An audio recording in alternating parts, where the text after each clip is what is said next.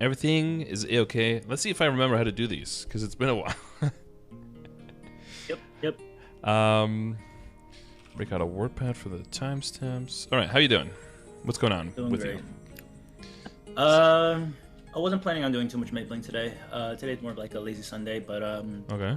I just wanted to hear like some tips and tricks, and just how to progress further. Really, kind of hit like a, not like a, kind of hit like a wall in terms of gains, right? Because everything is miso capped, and I'm just kind of saving up misos now until the changes over in the summer.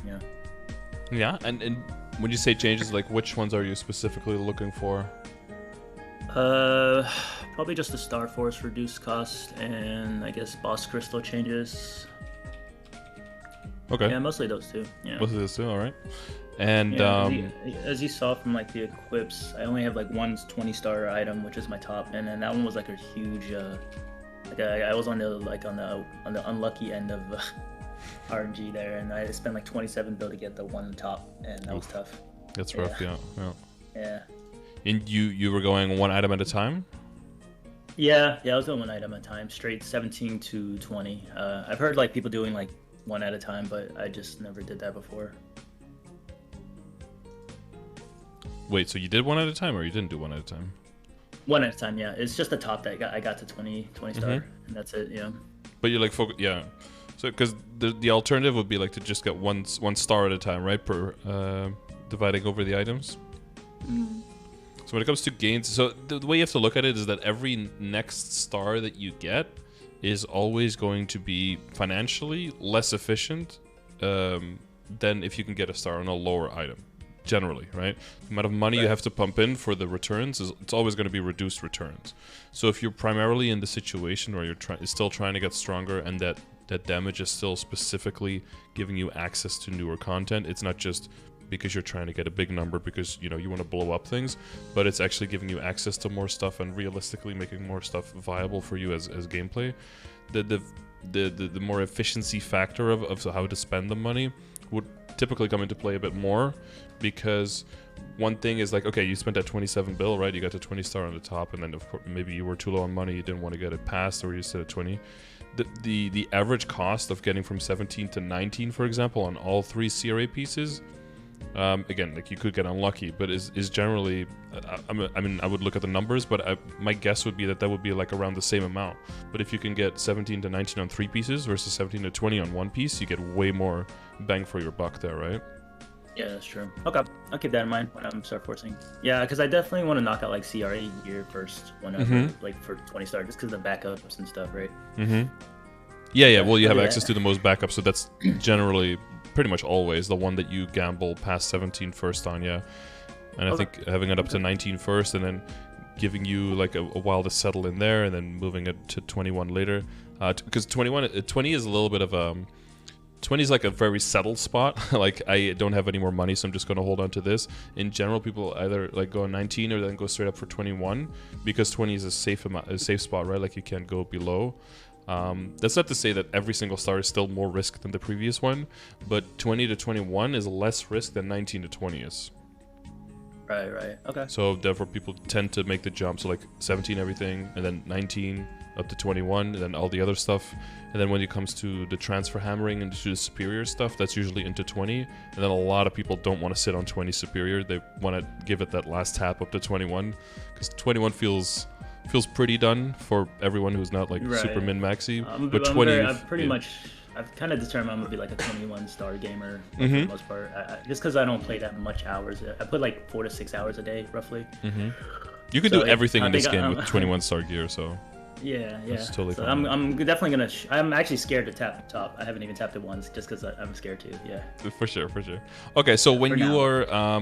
you talked about hitting the wall and everything, and let's make sure that we kind of have the situation accurate, right? So you are currently level how much? So I actually popped a totem or two before I took that screenshot. So I just hit 254, and I also worked on my Legion a little bit. Thank you. So close to 255. And then I worked on my Legion. I know before going on to this session, I was gonna, you were gonna. I knew for sure you would say like get to 6K Legion because I'm so close. And right now, I'm at 58 let's see, 50.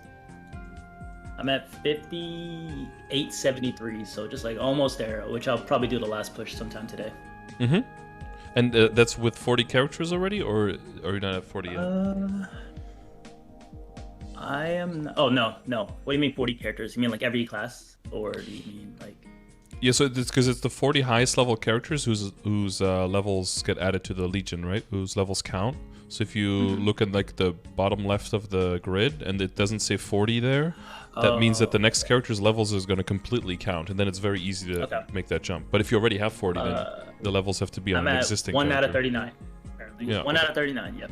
Yeah. Okay. So you can throw one more. The next character that surpasses level 60 gets counted. So one more 150, and then boom, you're done basically. Yeah. Yeah, I'm pretty excited to hit 6K Legion. I'm really bad at working on Legion, so this has been like a long time coming. Mm-hmm. Well, not that bad. I mean, it's good progress for Legion. Yeah. Just these events. Yeah. Well, how was the Hasty event for you? I guess. What did you work on there? Hasty was awesome. I was really trying to get like as many black flames as possible, so I can, flame my weapon, my arcane weapon, because it's really bad flame. But I mean, all the 2x coupons and everything, and the symbols. I recently maxed out my Morass symbol. It's not updated, but I just maxed out my Morass one, so that was huge. Okay, so Esfera is the only one that's like, a few levels off. Yep. Nice. Which is exciting. I'll probably have like 5 levels of not worrying about arcane story until I hit 260. Yeah, 5 levels, and then that'll take a while. And then we just start all over again. Yeah. Yeah, exactly. Okay, and to which extent are you? Well, because there's a bunch of stuff coming for Buccaneer in the summer, right? Oh yeah. And you're super hype about that. Yeah. I guess how I'm prepping for it is well, at the moment I'm kind of mostly working on my my secondaries and my bossing meals. I've been kind of like focused on that more than my main, just because I don't know, lack of wanting to totem usually. And like with the tactical relay events and stuff, I usually burn out and won't have time to totem because like after like dailies, boss dailies, and then tactical relay, that's usually about like my time up for MapleStory for the day. So I haven't been toteming on my main, And up until the summer, you have your buck, and then the Kana is making money on the side. So far I have my Kana, who goes pretty much up to. I could clear everything with up to like Akechi and Pap. Can't really. I probably could solo Lotus, but the time might be like counterproductive because of how long it'll take me. And then Shadower can go up to Akechi as well. I haven't really tried Pap, but it should be able to, depending on like my mechanics. Yeah, mechanics. And then I'm working on my 4th one, which is the hero. He's getting there. Who was the 4th one? The Kane or? No, it's the hero, Tianero, level 200. Yeah. I've been slowly trying to get like carries in him. Trying to get him CRA and the Apso set right now. This is what I'm working on. Okay.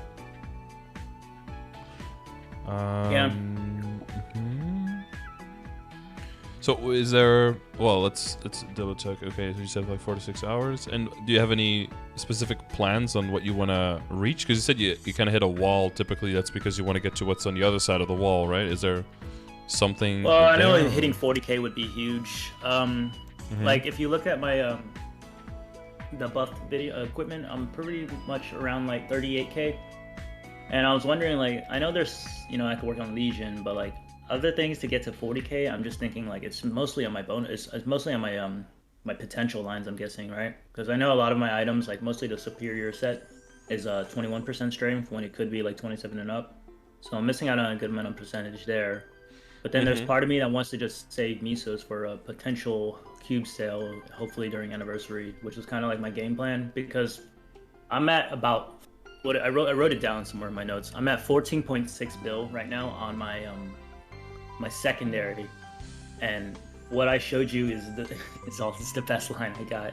I've been trying to get like 2-line attack, 1-line boss damage, but it just has not shown up ever. So I'm kind of like, I'm set back a good couple billion Misos because of it, with no actual gains. So yeah, the 9, and it's not even a prime line, which hurts the most. So like, I know I'm lacking in a lot of boss damage because I'm probably not going to re-roll the weapon for a while. Well, there's a lot of ways, because don't want to jump to conclusion, but I'm seeing a little bit of a pattern, right? Like as well with the star forcing and the stuff. There's definitely specific things that you want to eventually aim for, but and like with rolling on the secondary and everything, what I think might be happening is that you might be trying to skip a step, and in doing so, using your money in a like not super efficient way, which will make that final step, it'll be cool and you could luck into it, but it's not likely going to happen, and because of that you're actually sacrificing short-term gains for hopeful long-term gains that I don't think you should be going for yet because of the expected costs. Yeah, I know. I remember like someone told me, do you know what the average cost of a 3-line attack is, roughly? So I don't know this. I would have to throw it into the calculator. Because my next question was going to be like, have you thrown it into a calculator and seen like what is it going to cost? Someone told me that with red cubes it was like 63 bill, and with black cubes it was something under that. But I mean, just the thought of saving up 60 bill for like one giant cube session committed to the 3-line attack, I have never accumulated that many misos before. So exactly, and that's because right now that's not realistic, right? Right. Yeah. But if you have that same amount of money and you would spread it over star forcing over all of your other pieces together, no, you're getting past the point where any updates are guaranteed, right? So you can't really go off of that anymore. But the amount of bad luck you would have to spend 50 bill and get absolutely no gains on your star forcing on all of the pieces that are 17 is like an infinite amount of bad luck, versus if you throw 50 bill on red cubes and you try to hit that secondary, you try to hit that line that you're trying to hit, at best you have maybe like a 65% chance there, right? So right, but you could still be like no gains. Yeah, you're more likely to be exactly where you started, or be even worse, right, if you get unlucky, versus on the other one. And that's why was talking with the CRA immediately as well about like kind of like not putting all of your eggs into one basket, but taking the less risky upgrades first and getting those out of the way, and then moving into the harder ones. It's not as satisfying, but it will make sure that that wall that you're feeling now just becomes a hill instead, that you're going to start walking up instead of like smashing into. Okay, yeah, like slowly 17 to 18, 18, 19 on like multiple items versus pushing for one item to 20, right? Yeah, and we can go into the details, and the way that the game works is there's a lot of RNG on drops and everything. Oh, Copperson, thanks for raid, bro. More people for you here. What's up? Oh, Copperson is here? Cool. Yeah. The game has like a lot of RNG and can set you back, and you want to look at backups and stuff like that. And the way that the RNG can be kind of annoying, but I think it's kind of works in your favor if you kind of have the plan, because if you were to get all of the backups immediately, you wouldn't know what to work on, and you might actually like try to just push the items a little bit too much. But if you really only have 1 or 2 projects that you can be working on, then that's just what you work on. And then once that's done, you look at, okay, now what do I get backups for, right? So we can try to incorporate that, and then we can go through all the details. The other question, I guess, before we like completely dive into everything, is like how confident, because you are in your 250s, how confident do you feel with like all of the systems in the game? Do you feel like you understand all of them, or there is some where we can like brush up a little bit? I definitely understand all of them pretty well. Anything past, I guess, well, there's some boss mechanics I don't understand too much, but overall, like the star forcing, upgrading equipment and stuff, I have a pretty clear understanding. But I do know that like with familiars, I think I mentioned it to you that I gotta say I've opened up like, I don't even know if it's an exaggeration at this point, but probably like 100 epic familiars, and I still have not seen a large drop. So it's a shame, my Kana has 3 spider pigs.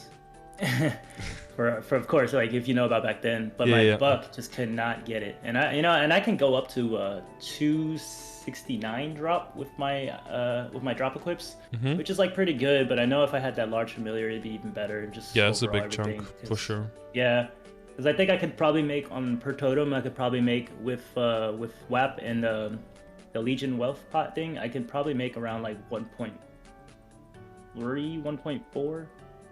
Roughly, and then with the large familiar, I know it'd be like another 100 to 200 mil more, which doesn't sound like much, but I mean, considering how many totems I pop, it adds up. So just super unlucky on the familiars. That's kind of why I'm at VC3 versus what is that map called? It's this Labyrinth of Suffering one. I know it's a very popular Buck map, but I can't remember. But I choose to not train there because I have so many familiars that are level 5, and you know, just constantly trying to do the whole switching in and out every totem, and I just still can't see it. So yep. I don't know what to do there. It's just like unluckiness, I guess. No, but yeah, that's one of the RNG things that you can't really control, and that you have to find some kind of way to overpower. I do want to tap into one thing that you did say about the drop rate, about the large drop rate getting you more money. So, have you ever looked at the drop rate command that I have? Command? I have not yet. No. Because depending on how much drop rate you have when you're mobbing, stacking any more drop rate probably wouldn't do anything. And when it comes to familiars, meso drop rate and item drop rate are separate. So if you would switch to, I don't know which drop rate familiar you're using now for on the Buck, but if you switch to a large, you know, increase the drop rate by a large amount, right? Like the standard one that everyone wants to get to. If you're relying in any way for your drop rate right now on meso drop rate familiar, you might actually lower your drop rate by switching to that. So you won't see any extra money coming there. The one I use during like totems at VC3 is I use the one that says increases mesos by a large amount. That's the only epic thing I got that says large. But I know what you mean, because I don't know if this is still accurate, but in order for a mob to drop meso bags, you only need 60% drop, right? If you look right there, look at the meso drop here. Is it the one with the rings? Yeah, the one that has the black 8 rings. Yeah. Oh, the black 8 rings. That's the boss equip. It's a little bit lower. Yep. Yeah, that's the boss thing set. It's another picture. Yeah, it's a delayed. I've got it. Yeah. Oh yeah, sorry. Yeah, no worries. Yeah, that one. So like, you know, I have some pretty decent lines. Like, you know, I have some double lines, and I can interchange them because I'm not really worried about one-shotting at VC3. I one-shot with all meso drop gear pretty effectively, so I don't really care too much about that. But I mean, could you recommend any like switching in and out of things? You know, like with the greed pendant, sometimes I'll put like a pendant of the spirit and just completely remove that one. So you've got like a combination set where you can go 5 and 4, and then you've got a full 9 drop? Yep. Yes. 3, 4, 5, 6, 7. And it's giving you 10.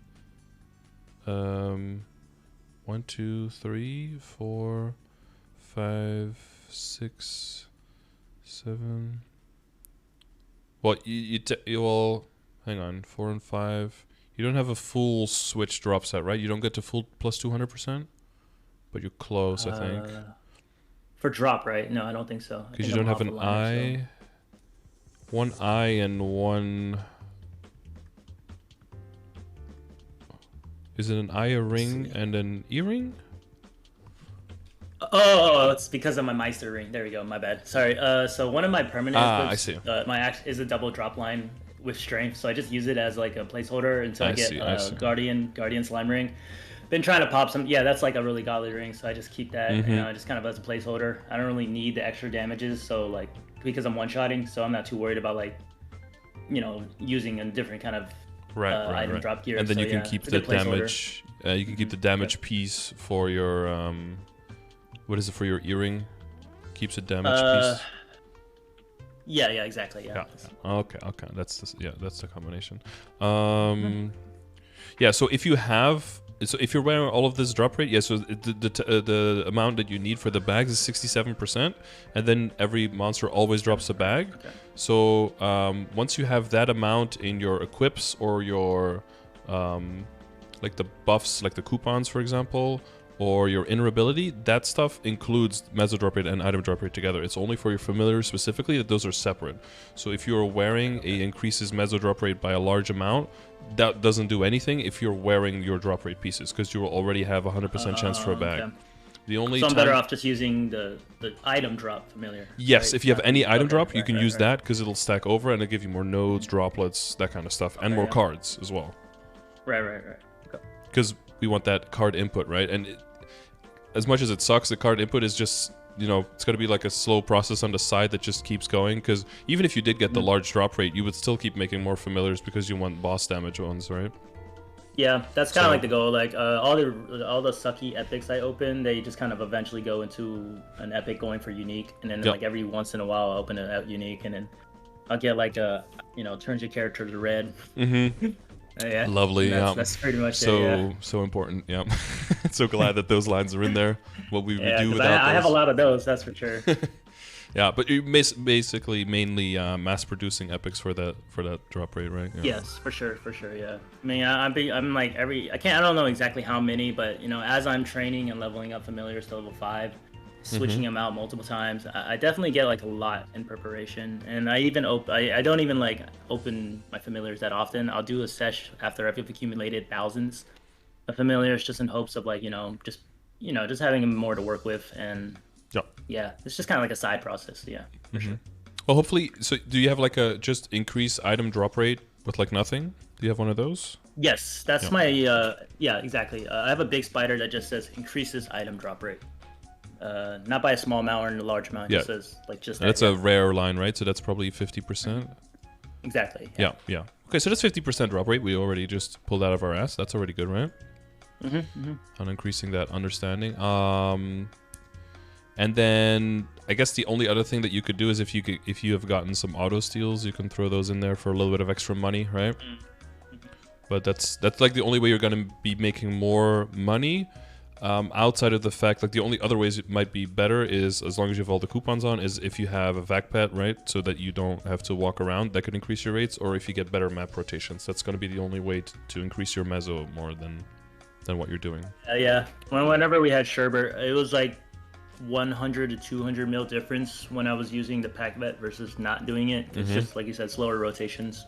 Yeah. But VC3 with pet vac is just godly, especially for bucks. I just jump in the middle, left and right with my eyes closed. Yeah, you don't even have to worry about any kind of rotation stuff. Yeah. Right. Buck life too. So. You dash up sometimes, dash back down. Everything just. Exactly. Yeah. And that's one of the biggest quality of life changes in Destiny that I'm excited about for Buck, which is just 100% uptime. Not having to craft relentless attack, which is extremely like annoying because I don't even have all of my my 5th job skills maxed yet, so it definitely is like a waste of materials, Feels like that's holding you back. I mean, if it does give you the extra gains and the extra rates when you're training, then that's it's worth it. But yeah, I can understand it not feeling as great as it could. Okay, so the drop rate thing, that's clear. What are the other checklist stuff? Like familiars, you know what you're doing. I know, like I watched one of your previous sessions on YouTube before, and you mentioned like for people that don't like to work on Legion, like myself, you recommend making like multiple characters to level 60 and kind of like taking a break, or multiple characters like 141 and taking a break. That's kind of what I'm doing. I don't know if I'm gonna push past 6K like really fast, because I'll probably be sitting at 6K Legion for a while, unless like burning characters come out and stuff. But like I'm trying to obviously get into hard bossing. Like I play with a couple friends right now, and we usually get carried. But like I'm trying to push hard Lotus and Damien, because like if you look at my what is it, my eye accessory, I'm literally still using, or sorry, my face accessory, I'm still using a condensed power crystal. And like, so I want to be able to like start optimizing my hard boss runs and seeing if I can like fight Lotus and Damien eventually. But I think that's like out of my range right now. You're doing Lucid Hard Will, right? Yeah. Every week I clear Hard Lucid and Hard Will pretty easily now. I feel like it's pretty easy. And I've gotten really lucky on the drops, like really, really lucky, which has saved me a long time when it comes to Arcane set. But yeah, those two bosses I'm not too worried about anymore. It's mostly just the what do you call it, the hard Lotus, hard Damien I want to be able to clear. And so you're looking with like a group of 3-4 people to be able to do that? I guess like we usually don't. That's the thing. Yeah, I haven't had like, I'm not clearing hard Lotus and Damien every week on my main, that's for sure. But I need to. Yeah, essentially I just need to find a party or someone, or like just a consistent party to go with. Oh yeah, I'm saying because you mentioned that you wanted to do it with some friends, so I was wondering like, it's just other friends that you're playing with, but they're already doing the bosses, or they wouldn't be available for the party, or? Well, it's just they wouldn't be. We're kind of like at different levels of progression right now. Okay. There's like one friend of mine that we could definitely like run it, but probably not enough. We would maybe need like one more or two more attackers. Maybe like 3 or 4. So that's definitely something I need to get on. We kind of like briefly talked about like just alternating on who gets the drop, if it ever drops or whatever. Yeah, so that's a plan to do. Yeah, or one person gets like the Berserk and the other one the eye patch, depending on what would be the best upgrade, and then if somebody gets it, then you alternate. Yeah, something like that. Yep. And then lastly, like I guess like I know boss drops is just RNG, but I am waiting on trying to get a pat mark because I know I can get a good amount of gains there, considering that the you transpose it onto the monocle, right? Yeah, monocle. Yep. So I know I could get pretty good gains there, but to be honest, the flame on my monocle is actually really good for a non. Yeah, for a non-transpose, yeah, it's actually pretty that's good. That's like really lucky, yeah. Well, that takes a little bit of, for me, that means that it takes the pressure off. So that means that some other thing will have to be pushed first, right? So. Oh, like priority first. That's a good point. Actually, yeah. So I like to always look at like what is a possible downside as like, well, what is the upside, right? So some people will be like, oh my god, like I'm never getting a superior drop, and now I have so many coins, and I already have like so much money accumulated, and I don't have a superior drop to invest into. To me, that feels like, okay, well, what is the regular progression? The regular progression is like you get a superior belt, you get it to 7, maybe you wait for the events if you have the patience. Yeah, you get it to 17 star, you get work on the potential, then you save up, you save up a lot of backups. You wait until you have a lot of money, then you get to like a 21 star belt, transfer it into the superior 20 when you have a backup, or if you have the ability to buy another one, you tap it back up to 21, and then you work on the potential again. And that's like, that's like a staggered progress a little bit, because you take like 1 step forward, then take like half a step back, and then 2 steps forward. But what if you take so long that you can't do that first step, and by the time you can do that first step, you can actually already go for the second one? Well, now you can divide, like all of those funds can be committed now to the whole jump in one go, and give you a better likelihood that can succeed, because you only have to work on your potential one time. So sometimes one item holding you back doesn't have to hold back your entire account, because in the meantime you can also work on some other stuff a little bit more. Or you have to wait, but you're already at 38k stats, so it's not like you're struggling to kill anything, right? You're probably doing pretty well. So it's going to be, I think, just contextualizing a little bit more and just visualizing which upgrades actually cost how much and which ones make more sense to do. And then kind of like based on what comes to pass, which drops end up happening, kind of like what do you jump into when something happens. And I think that'll be good way of like prioritizing what the next projects are, and it comes a little bit down to just like annoying numbers crunching and efficiency, but I think that in its result will mean that your progression will feel more meaningful, in the sense that you will see more results of all of your hard work, because I don't want you to make like 30 or 40 bill and then get the progress that you could be guaranteed with 5 bill, and then only have like a very small chance over those last 25, and then you getting nothing. I'd rather see you confirm a lot of progress that money can make. Right. And then that's kind of like what like made me like, I took a huge, well, not huge, but I took a Maple break after getting my top to 20 star, because I was so like disappointed that it took. It doesn't even feel satisfying then, because then you're like, exactly. This is all I got for it. Yeah. Exactly. Yeah. So that I could definitely agree. I'm gonna start to do that. Pushing 1 star at a time rather than just focusing on one item. Because it's not just the fact that the clicking of the day or that the event was unsuccessful. Is that the hundreds of hours that you grinded before that were amalgamated into that one day? Yeah. Is like, this was not worth it. Right? Yep. But like in that time since then, though, I've worked on more bossing mills now, so that like. I'm getting more. Your flow of income is now. More steady. Right, the flow. I'm definitely getting around like 2 to 3 bill now, just a week, just from like bossing. That's good. Because including daily bosses, which I'm pretty good at doing. So okay. Yeah, I got really lucky at the last Magnificent Sunday, and I opened up like 10 Magnificent Souls. And like 7 double S tier ones or whatever. Oh, okay. And nice. It's like really lucky for once. Like I finally got it. My hard work of daily bosses paid off. So that was a huge turning point for me. Yeah, you can scale those up very well by just doing it on more characters, right? It's way easier to just do an extra character, normal arc every day, or normal Queen and Vellum every day, than doubling your drop rate on a character. At a certain point, that becomes impossible to do. So Yeah, that's definitely once you go further, the scaling up part of doing multi-dailies. It all like it's like the trickle down you mentioned. It's like, you know, my Kana has dropped gear as well. So every time like I'm just bossing all those master cubes, and Meister's is eventually gonna go to like my hero now and my shadower. For sure. And it feels good like knowing like I'm not spending misos out of pocket to actually upgrade these bossing mills, you know. Like so you know, the income is just nice now compared to back then. You know, back then my Legion was at like 4K 45 and I wasn't really being able to like clear these hard bosses. So yeah, it definitely helps a lot. Yeah, because if you get the value in Mezzo and then you spend it, it always feels worse than if you just get the value in items and then you spend the items. It doesn't feel like you're spending, but your time just feels more valuable as well, I think, when you're doing the bosses because you're getting the money and all that stuff, and then all that stuff translates to even more money and more stuff down the road, and then the money can just go straight into your character and it doesn't have to be like soaked up by those mules as much. Okay. So let me go for it.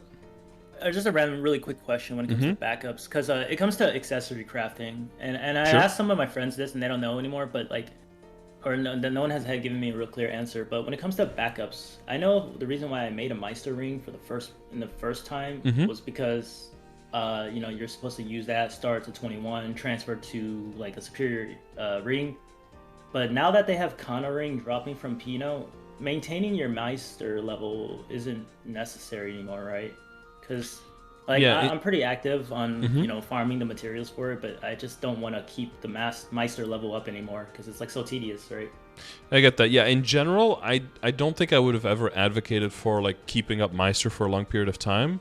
I would probably just wait until you had the materials to make like 4, 5, maybe 6 rings, then get to Meister, make all those rings, and then just let it deteriorate again, basically. And then that's what I mean. Okay, yeah. See, like if you look at my inventory, I have like 1 backup sitting, and then I don't know what to do I saw one. Yeah. Do you have more materials to make more? I do. I have like 11 primal essences in my storage, so I'm pretty good like on backups, and I guess I should make, you know, a good couple of backups, right? Because it's cheaper to Star Force the Meister versus like doing it on the actual superior item, right? Yeah, I get. Yeah, well, technically it's not cheaper, but it's more realistic within the same amount of money. So it gets a little bit meta though, because if you have the materials for Meisters, what you basically have is like transferable kind of treasure rings is basically what you have at that point. But once you craft them, they're no longer transferable. If you get a steady flow of kind of treasure rings, then you are not reliant anymore on the Master SS rings, because you can get a kind of treasure ring, get it to high Star Force, and equip it. You can get a kind of treasure ring, high Star Force, transferred into the superior, and then later down the line you can get a kind of treasure ring, high Star Force into a superior, and then one more tap that into a slime ring, and then hopefully get into the slime ring. And you can do all of it through kind of treasure ring. And then you have the slime, the kind of treasure, the superior, and then hopefully the reinforced. Now, that's like the ideal situation. Although reinforced and getting that high Star Force and then reliably, it's much cheaper and much more reliable to have that, you know, and that reinforced ring more reasonable that one doesn't go all the way, and that is replaced by a high Star Force Meister ring instead. That's typically much easier, and it takes pressure off of your Gollux coins, which means that you can use those Gollux coins more for backups for 21s and 22s if you're going into the other superior pieces. So that makes sense. Okay. A lot of people were like, oh, like slime rings exist, we don't need to make Meisters anymore. That's like way too simple of a way of looking at that whole complicated system. If you get lucky, sure, but most people will not. That's why it's called getting lucky. And for those people, you will rely on Meister rings for a long, long time, reasonably so. So if I feel like you're pretty safe to probably make like maybe like 3 or 4 more rings, and then just like let it decay and you'll be fine probably. And then you have some backups. But if you feel like, do you have a lot of Kana treasure ring backups? I do. 2. I have like 4 of them or something, and then I have like. Well, we're saying a lot. Then I'm talking like 20 sometimes. You know, no. Economies of scale at that point. Since that screenshot, though, I did manage to loot another one. So. Okay. That's good. That's good. Yeah, and when I said about like it being cheaper, and just to clarify that, like the cheapest thing, if you want to get a 22-star superior ring, the cheapest would be to have the superior ring and to just Star Force on the superior ring until you get to 22. That's like the cheapest on average. That costs the least. But the amount of resources you need in terms of that is not money, but that is Gollux coins is almost insurmountable. So I'm at almost. Let me see. For Gollux coins, I have about 3,000 Gollux coins right now. So that's a good, decent amount of backups. Yeah. That also means that the reinforced might be more reasonable. That means that if you're gonna be doing 21 into 20 superior and then tapping to 20 to 21, that you're basically guaranteed to have the backups there to not want for more than the 21 star there, which might mean that you can delve a little deeper into the reinforced without feeling like that's going to be something that you can afford. True, because it is also still best in slot, right? So like, why go for the 700 coins ones when I could do like a 451, right? For the replacements. Yeah, well, you want both, right? You want the superior pieces, and then you want the reinforced ring on the side as well. So you want to be able to afford both, but since they share currency on a time-gated currency on a boss, that's something that you have to take into account to make sure that you are keeping room for both of those. Okay. So I guess we'll see like what is a reasonable equip sets to aim for, and then how to do that. Oh, one thing I wanted to mention, because I did see something. Have you moved around your hyperstats recently? No, yeah. I need to do a calculator on that. Because this is like it's not accurate. I did it at level 212 and I just kept adding yeah. Well, that and the IED is considerably higher than the other ones. Way too high. Yep. Because I rolled the extra additional IED lines after the hyperstat. I just haven't touched it in a while. Definitely need to recalculate that. Yeah, and you got like a that 3 actually here. Might bump my range up a little bit. Yeah. Yeah, you got like a 3, a 2, a 6, a 2, a 2. It's all like small things, but if you add it all together, it might be a few functional levels. So definitely need to do that. Yeah, I need to pay the 10 mil. I'm just cheap. Well, do you have because you have the presets now, right? Do you have a separate preset for mobbing and for bossing? I do. The number 2 preset is like no boss damage. It's just straight mobbing, which I'll alternate between. But the bossing one definitely could be. Because if I remember correctly, you have to keep them pretty separate when it comes to crit rate, right? Because you do extra crit on bosses. Yep. Yes, correct. So the mobbing one would have crit rate, but the bossing one wouldn't have any, right? Definitely true. Okay, I definitely need to like prioritize that. I didn't think too much on the hyperstats, considering I was one-shotting. Either way, if I use the preset 1 or 2, I one-shot mobs. While you're one-shotting, when it comes to bossing. Yeah, well, for bossing you want to optimize, but like while you're one-shotting, it's all cool. But it's good to know whether you're doing like 103% on the low end of the boss, or if you of the monsters, or if you're doing 180%, right?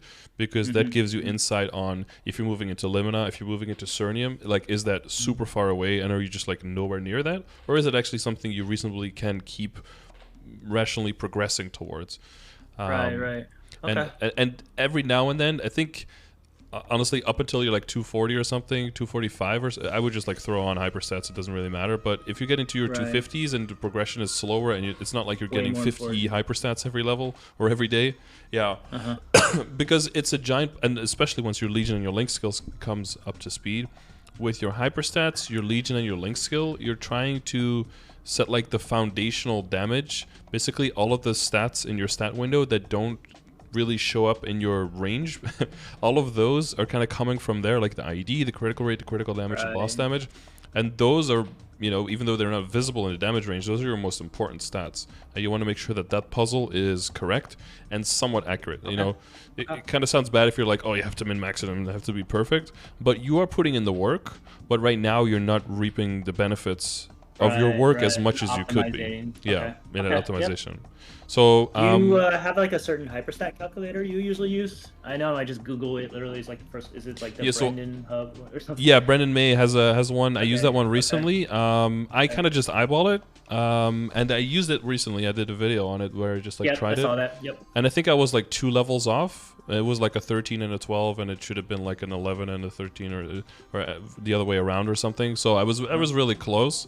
But it was still like 0.7% final damage or something that I could, or total damage, I guess, that I could get by switching it over. But the main thing I think is to make the 2 presets and have one like exclusively for the mobbing and one exclusively for the bossing, just to optimize within that as well. And if you're switching, it's not 10 mil, right? It's only 2 mil, I think, or 3 mil. 2 mil, I think. So that's way more affordable. Yeah, 10 is if you're trying to... 10 mil, I'm just being cheap.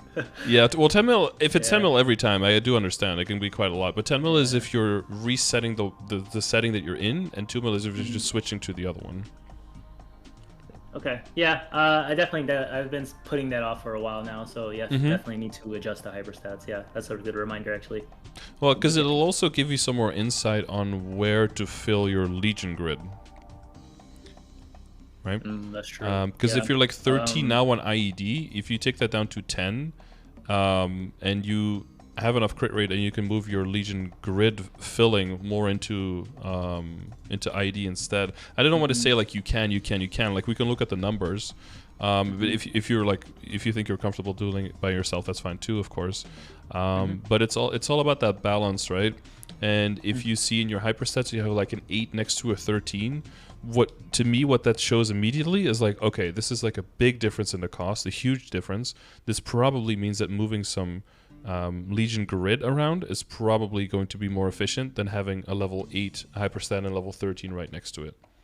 Right? Unless the 8 is like critical rate and the 13 is critical damage or something, and you're in your 270s, then it can make sense. But in your 250s, those numbers should be closer together. Like it should be like 12, 10, 11, 11, 10, something like that. It should be like really close, I think. And then maybe like 4 in critical rate because you're like fixing a little bit of a switch there. Critical damage, I think, is that buffed? Is that with power unity? Because that's where. Yeah, no, that's definitely with power unity. Yeah, okay. There's no way. Yeah, just double check it. Yeah, because it's like 56 without. Yeah. Because somebody in chat was asking. I was like, yeah, that's probably power unity. Let everyone know how good Buck's power unity is. Why not? Yeah. No, that's pretty solid. Yeah, I mean we're getting only 25 in Destiny, but 15% I think becomes passive. Which is, yeah, they're moving that critical damage stuff around. Yeah, but you're getting a bunch more final damage in return, right? Yep. Yeah. Yep. I know a lot of people are very against it, like that they're removing the Super Saiyan for Meltdown. But personally, I'm actually glad they're removing it and keeping the teleportation. Yeah, the whole aesthetic is just moving away from the Super Saiyan mode. From Super Saiyan stuff and more. I mean, like I buy permanent NX for a reason. So. Water guy, water snake guy. Yeah. Yeah, no, I'm excited for Buck changes. Super excited. Yeah, I would imagine that you end up with between like 10, 11, and 12 on most of the stuff. The other thing is though, like the critical damage going down and getting final damage for it back is also really good because critical damage is additive, right? So you get diminishing returns if you go too high, but final damage is final damage, so you never get diminishing returns there. Oh, never knew that. So I think in a sense it'll give you more value to your hyperstat and to like the kinesis link and to your Legion grid. Because it doesn't get washed down. I mean, I don't think you get to that point as a Buccaneer, but like archers, for example, like high level archers go into like 200% crit damage. And if they could somehow switch some critical damage into final damage instead, that just gives you better scaling into the end game. Because a very high level archer, because of Fish's shot, won't even use the kinesis link skill anymore because it's like just 4% critical damage and it takes up the whole it takes up a whole slot in the link skills. You'd rather have something else there. It's like if it's like the Bowman class is more though with crit damage, it just like thematically makes sense, Yeah. Okay. Keep that in mind too. I'm actually literally crafting a Meister ring right now as we speak. So. Nice. Yeah, because they have some cooldowns, so you better get to it. Yeah, exactly. That's exactly what I was thinking. And then symbols. Yeah, for hyperstat, I would just do like a full reset, probably on both, and then just start from the basics. First, try to get your critical rate up to 100%. Then for the bossing one, jump into the IED. Actually, I did do something with hyperstats. Hang on, can I? I was working on something. Oh yeah, here you go. It's kind of like the general priority that you should be looking at these things. First is Arcane Power, which you can skip, right? And it's first because it's final damage. Then crit rate, then IED, but only for bossing. So the blue numbers are only for bossing. Bossing, right? Okay. And then the red one is only for mobbing, so that'll be the separation between the two presets. And then the purple one is just for both, of course. So crit rate up to 100%, but you'll have different metrics that you'll need to look at there. Because of the bossing crit rate, right? Right. Okay. Put your damage.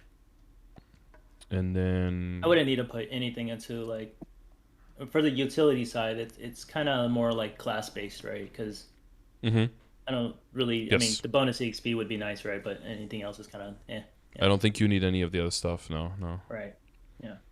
And I have like damage to boss monster, normal monster like separate here, and then of course I have that one above damage because it's always slightly higher priority because of the extra 1% per level past level 5, right?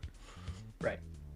But then they basically between normal monster and boss monster, and you will get to the point that you're like overkilling in the mobbing preset on the mobs, and that's fine because that just means that you have more space to throw in drop rate gear and not lose kill speed. Exactly. Yeah, makes sense. So resistance, yeah, and I then heard leftover. like everyone has trouble one-shotting at what is it, the 260 Lumina, right? I heard that it's very difficult to one-shot there with miso drop gear. Lumina is still... Lumina depends a little bit. If you go there immediately, characters with like particle effects can have a little bit of trouble, but it's mostly once you go to Cernium. Because Cernium it's not so much that Cernium is like so crazy, but you instantly lose your arcane power benefit, which is 50% final damage. You're just out 50% final damage. Oh, it's because you need the what is that? And you need sacred power. Symbols? Right, yeah. there it so is. you're going from like, okay, baseline is 100% damage. You're in Arcana and you get the max bonus, or you're in Arcane River and you get the max bonus. You go to 150% of your final damage, and then you go into Grandis, and in the beginning you're doing like 5% of your damage because of the low end. So you're not even going from 100% to 5%. You're going from 150% to 5%. So you're doing 1/30th of your damage. So you're just not able to kill anything at all anymore. It's basically the sacred power making the main difference. Yeah, and that's and it takes a lot of farm those, right? Like yes. Actually level those up, right? Yeah. Okay, yeah. And it's kind of a good way to get stronger, like on bosses, because you're getting more stat, but you're not actually getting stronger in the sense that you can just like roll over all the new content that comes out. The level of time gating is probably a little bit yikes, especially on the upper end, because the new bosses coming out now is requiring more sacred power than is even possible if you max out your symbols, and your slowest symbol now is like 600 days to max if you don't take events or something, so it's not 600. it's not great. So yeah, the people are now like, oh, the new boss, that's so cool, can't wait 3 years so I can actually do like more than 40% of my damage, you know. Yeah. But even then, like, characters are super strong. Like, because I'm training in Hotel Arcus now, I'm doing 60% of my damage, but I'm able to kill there pretty reliably. But you know, you might have to do things like cycle your guild skills, right? Use the critical damage one, the regular damage one. Cycle. Oh yeah, that's weird that people actually have to do that. I didn't even think that people did that in first. You know, I never thought to use guild skills while training like that. Yeah, or switching them out. Yeah. Yeah, if you're low level and you're trying to like grow very quickly, the thing is, if your character is able to do it like that, that saves you a whole bunch of money. That means that's money that you don't have to spend. You can save it up for a big event, for backups, right? Something like that, and then make that big jump that we were talking about, right? That's how you can use guild skills in your favor. And if you combine having a big link, like a lot of link skills, a big legion, and having a bunch of nodes from another character, and then like jumping into the guild skills with very low funding, you can actually already get really far. And then when you get so far and you have the backups, because of your level, access to the bosses, and you get the backups, then you can immediately make those big equips and those big jumps, and you can get to the finish line way cheaper than you would if you had to pay for all of the steps in between. And that's how second, third, and fourth characters of people tend to get to the finish line way faster. It's a good thing to think about then when I'm pushing 260. Mm-hmm.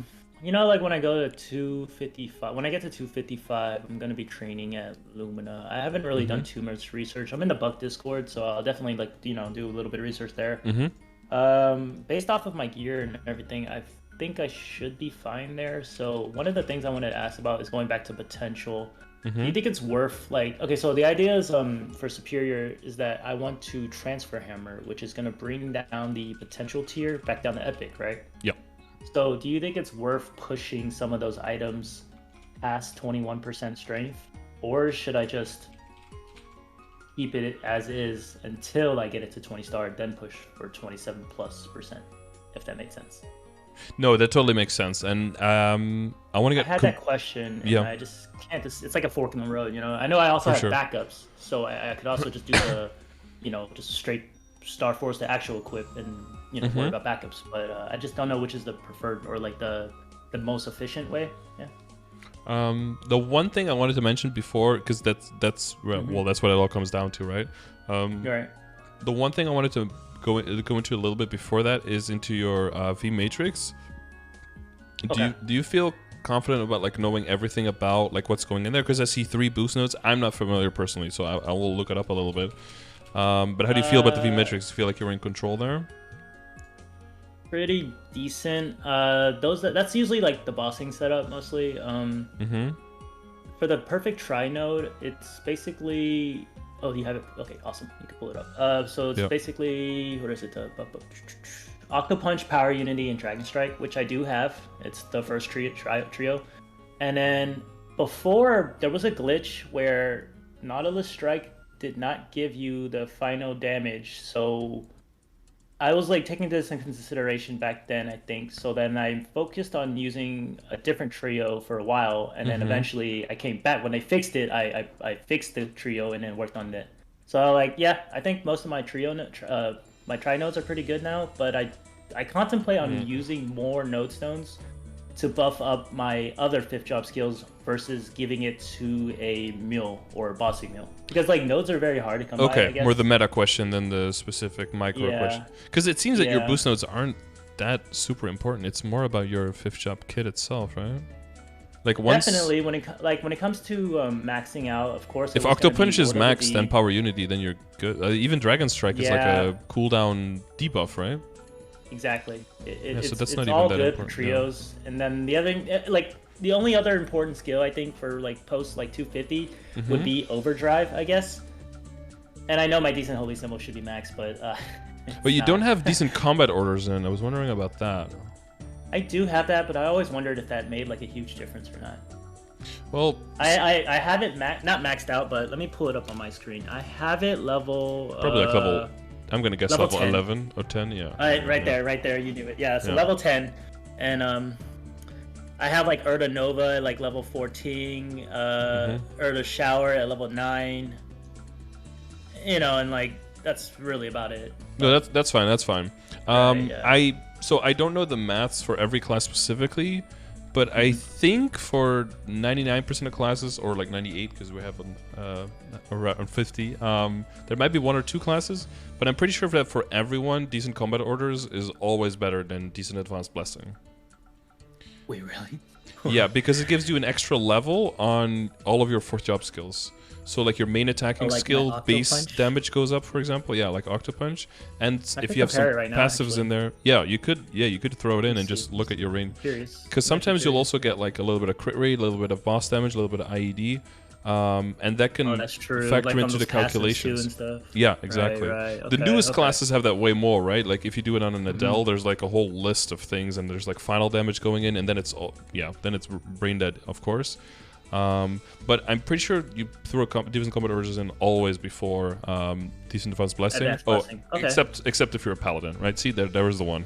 So 98%. So that's Pally masterclass. Yeah, Pally already has the big one. Yeah.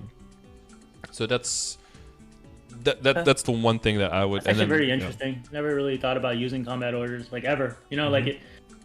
Ever since like Maple became like a burst meta or something, because I remember decent combat orders used to be like really good in parties back then, but I just always had like this thought on it that it was really sucky. Oh yeah, weapon mastery. Yeah, weapon mastery is also a good point. That makes your your lower end damage go up, which is always nice for maintaining your damage on. Is it really that high for bucks? Weapon mastery too? What? Let me see. I'm checking. Because mastery is additive with. Doesn't it go from like 90 to 92 or something? Where am I looking at weapon mastery? 4th job typically, yeah, like a knuckle master or something like that. I don't have that. I have. It might be infused into another skill, yeah. Where's the 3rd? I have Pirate's Revenge. No. Anything that says increases weapon mastery. I don't know where mine is either. I don't even see it actually. Oh, here, mine is an advanced combo on the hero. I have Typhoon Crush. Yeah, it should be one of your 4th job skills, and then on the bottom it should say weapon mastery increased by 70%.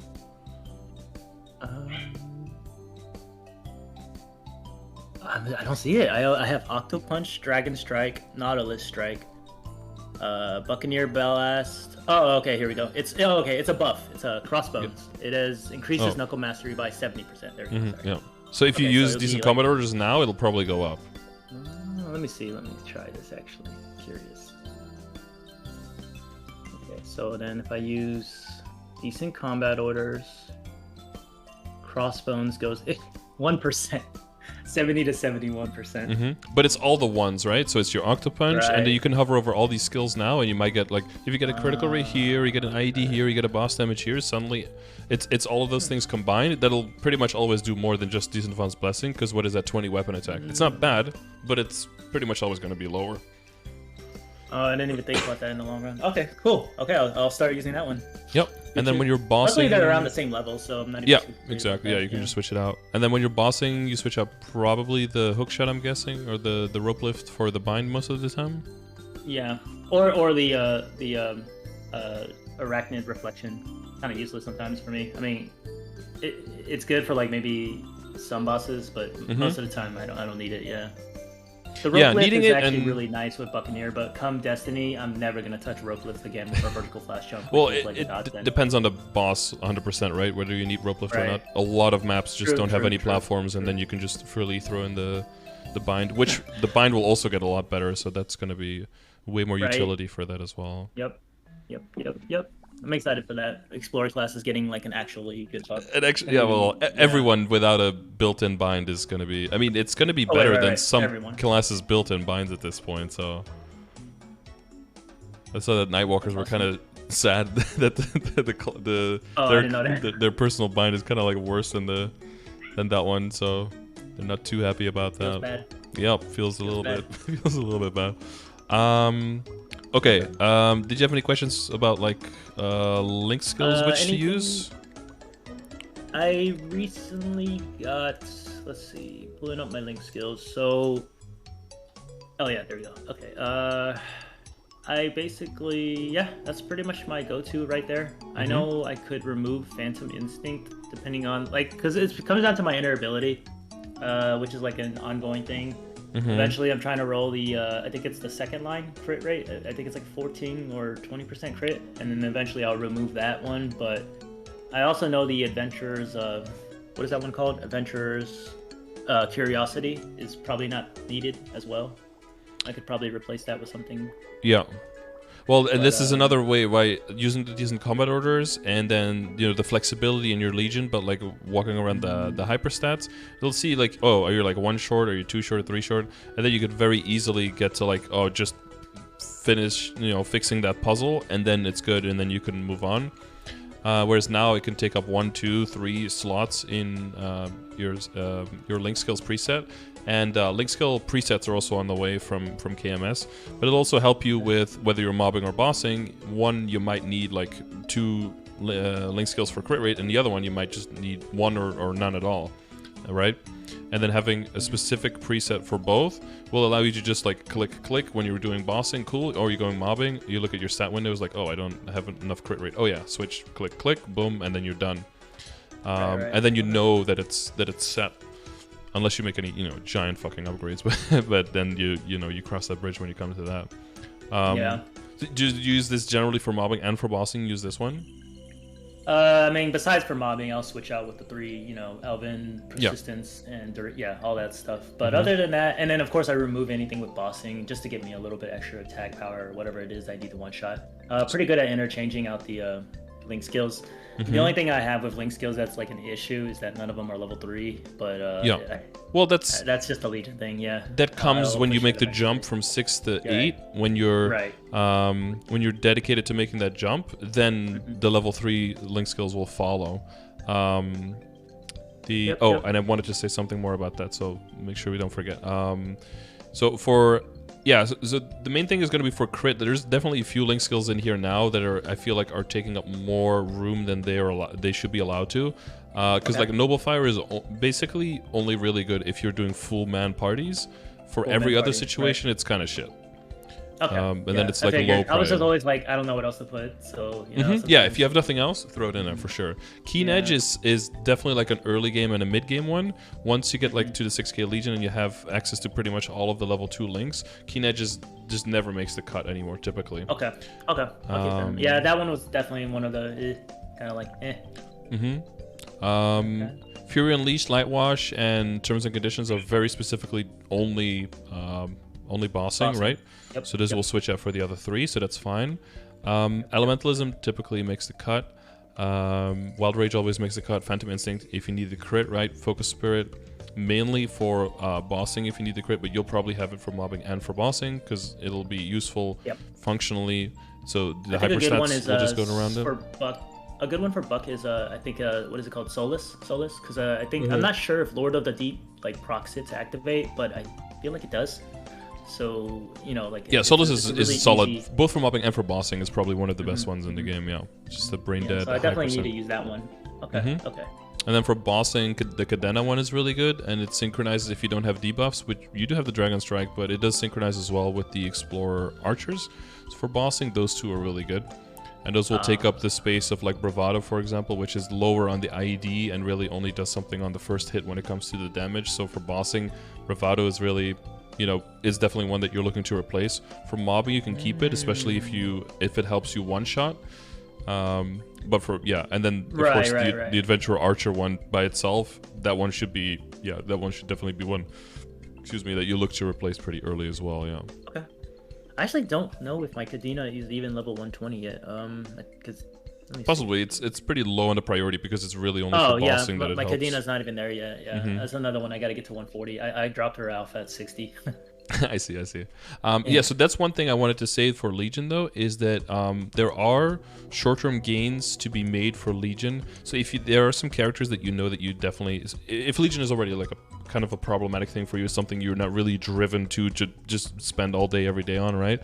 You kind of want to take the big gains as the big chunks of gains there as easily as possible, which would be to check the characters that you know you definitely are not looking to grind and to train on. Try to get them at least up to like 141 so that whenever there's extreme growth potions you can just smack them on there and get those. That's exactly what I did. I took that from your one of your previous videos. Okay, that's good. It's especially with this tactical relay, we get like a free potion every day. That's exactly what I'm doing. I'm working on a Dark Knight right now. I don't know, it's like 130 something, but yeah, I want the 10 levels at 141. So. Okay. Yeah, I wanted to make sure that that I mentioned that. You know, I don't know if this resonates with you, but like the kind of assigning every class to like a certain function on how you're going to be growing, right? Whether you're going to be investing into it and grinding it, whether you're going to be just like brute forcing it with potions, or whether you're just going to completely hold off and wait for a burn and then send it all the way. As long as every class in your head kind of is in one of those categories, then whenever there's an event coming up, you'll immediately know like, oh, group number 2, throw some potions on there. Oh, there's a burn. Group number 3, you're first in line for that. And then you'll be able to immediately take advantage of those events when they come around. Yep. I'm definitely like on the side where it's like, I'm not efficient on everything I do Maple, but I definitely do not want to train like, you know, the Evan or the Mercedes. So those are the ones I'm, you know, putting a lot of the potions towards too, just to get to, you know, just to be over and done with. But I think I have a pretty good idea of like, you know, what classes I'm allocating the potions to. So that part I'm not too worried about. Yeah. Okay, good. Then we can dive completely headfirst into all the equip stuff. And because one of the major things that you mentioned is transfer hammering. That's going to basically, a lot of stuff is going to center around that, as it is just the pivotal technique that we use to not spend 3 years getting backups and then maybe never getting them, right? We want to make use of transfer hammering as much as possible. It saves so much time and so much money, which means we plan around it. So there's some equips where specifically you cannot plan around it and you just have to brute force through it in doing dailies. To which extent are you doing like dailies and weeklies like that? So when I'm talking about like Gollux and I'm talking about Commercy, Gollux you're definitely doing, right? You said that you had like 3,000 coins, so that's a lot of progress. And when it comes to Commercy and stuff, are you doing that? How are you on the narrows for that? Commercies I'm lacking just because like I have, you know, the the monocle, the pendant, and the tattoo. The transposed pendant already, right? Transposed pendant already, correct. Which I just took a really sucky flame and settled because I had spent so many flames, so I settled. Wait, sucky? I thought it was good. I mean, I got, well, it was 60 and 6, but because of the level difference, it got to 10, so it became 70 and 6. Oh, that's not. Oh, I mean, yeah. I mean, it depends on your standards, but I think that's really good. Yeah. Okay. I've just seen some of my friends' flames, and it's like godly. That's why. Yeah. Well. Yeah. If you compare, you compare to some people who are like running around with like a 92 and 7 and be like, "Oh, mine's so bad." You're like, okay. Well. I mean, if the luck was Dex, I mean, I wouldn't be complaining as much. Yeah. For the secondary, yeah. No, yeah, it's a plus 10, so but it is what 16, it is. 6. Yeah. No, not that's mad about it. No. Yeah. Let's see. I definitely need to do more. But I guess it's just because I haven't actually acquired the PAP mark, whereas I'd be more motivated to do CPQ just because it's like I'm limited on time, so I'm doing more like kind of putting it off for a while, until I see a drop. Because even when I see the drop, the question comes up like, will I even have enough misos to properly enhance the equipment? And very likely the answer will be no, or it won't be around an event where I'll even want to. So I know that like on the day that I get that drop, at that point on, I will continue to do CPQ, in dailies and stuff like that, or commercy dailies. So that was kind of like my game plan, Well, the reason I'm immediately mentioning the backups, well, you probably know why I'm mentioning backups, right? And I'm not mentioning money there.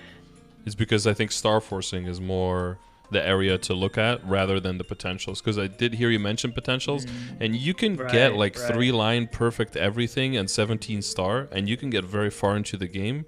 But then when you cannot go further, you hit that wall really, really hard. Because then you're super duper stuck. You want to create more space now with more Star Force instead. And then once you have high Star Force stuff, even if it just has like mediocre epic or maybe okay unique potential, it'll be as strong or a little bit stronger already than the stuff you have now. And then you can just like ride out, wait for a cube sale, and then just go absolutely fucking crazy on like red cubes, for example. You can go harder on the potential now on stuff like you said that you're not eventually going to transfer hammer into, but the gains for those potentials at this point, I think, are just always going to be lesser than working on Star Force at this point. And so I think that's also Star like Force is unconfirmed gains because of the RNG aspect, right? Yeah. Well, it's all unconfirmed, but it's higher likelihood. Because of your expected cost, and this just comes down to like an understanding and just jumping into the calculators and just looking at all the numbers and being like, oh, 8 bill here, 9 bill there, 10 bill there, 3 bill here is like, oh shit, a 3, and that has like not as big of an increase as a whole line of potential, but it's actually kind of close. And this comes from a little bit more of an understanding of like the flame score, right? You're familiar with all that? Pretty comfortably, yeah. Because so if you're looking for a line of, but using more like the concept of like how stats compare to each other, right? If you're looking for like 1% all stat is like probably at this point for you roughly like 9 stat equivalent. 9, yeah. So if you're trying to upgrade all of your stuff and you're trying to get a 6% strength line there, that's a little bit less than an all stat line, right? So that's like increasing a flame score of like, let's say something like 50 or like low 50-ish. But if you get 1 star on an item and it gives you, sometimes it gives like 12 attack and 13 stat or something, that's more than that extra potential line, right? Yeah. For just 1 star. Yeah. So if you, I think I was really shook at like how much flames add to your stats. Like it's well, I'm not like talking just about flames, but talking about if you would add the potential equivalent of a flame, the amount of cubes you'd have to use versus gaining 1 star, you can kind of all redirect it back into flame score, so you can just unify the progress. And I think that makes it easier to conceptualize like how much am I gaining off of this really. Right. And it is very scary to possibly blow up your stuff, definitely. And I am very risk averse of myself, so I'm painfully aware. But when you get that's to why this, you're suggesting to get the backups right now, right? So yeah. At least you have the And how you get the backups will show you where you need to be pushing, right? Because right now you're in a good situation because you have a bunch of CRA backups, and that's obviously where you're going to be pushing first. And then once you get the CRA to 19, maybe the 21, depending on how everything goes, then you can look around and see like, okay, well, where do I have the most backups now? Now we have like 9 Kana treasure rings. Well, there's the next one. Now I have like 14 reinforced earrings in my inventory that are clogging my shit up. Well, now I'm trying to get the 21 superior ring and 21 reinforced earring, right? And then into a superior earring. And then depending on the amount of coins at that point and the amount of backups, you either hold 20 or you tap the 21 depending on, right? So it'll kind of show itself when it needs to be progressed on, but but you need to be working on in the short term, the midterm, and the long term on getting there, and not trying to skip those steps, which I think you've been doing a little bit up until now. It's like kind of like, so like my situation is that like I'm deciding where to put my hours of Maple in right now, and I definitely took like a huge like a hiatus on my Buck because I did want to work, like I said, like on the Legion, you know, like and prior, the boss mules, maybe right? like a couple months. Yeah, like exactly. And so I know like a lot of my resources have been going to those guys, those characters. And like even with the flames, you know, like I do my daily bossings and I've always accumulate like you know, a couple rainbow flames, a couple red flames. And I think that's fine. I never for know flames, where to use them, you know. Flames, I would... So there's like a few things that I think you would always want to flame at first. And that's like your main weapon. That's the most important one. At least get a tier 6 with something. You have that. Okay, you can move on to the next thing. The next thing I would say is things that you're planning to transpose. So Dominator, you've already transposed that. I think I had a good enough flame, so that one's off the table. Next one would be a pep mark if you get it. You don't have a pep mark yet, so then you start looking immediately at the next stuff. The next stuff would be arcanes on your main character. If you don't have Abzos yet, otherwise it would be Abzos, but then Arcanes. And then it would be like the CRA and the Cup.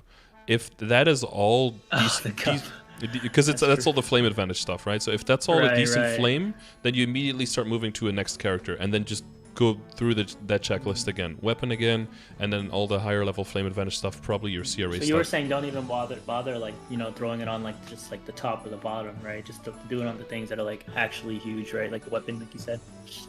Well, your weapon is, let's see, it was 106, so that's T6 on the knuckle, if I remember correctly.